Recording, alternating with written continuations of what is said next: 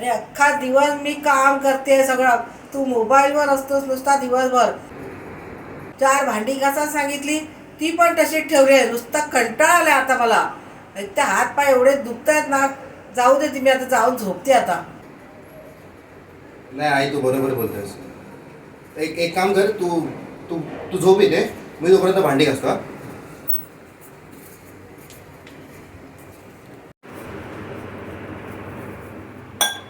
A few moments later.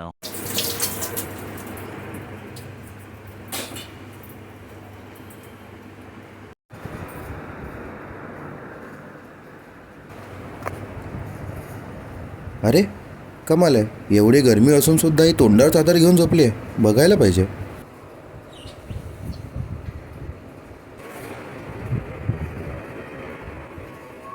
साधी भोळी माझी आई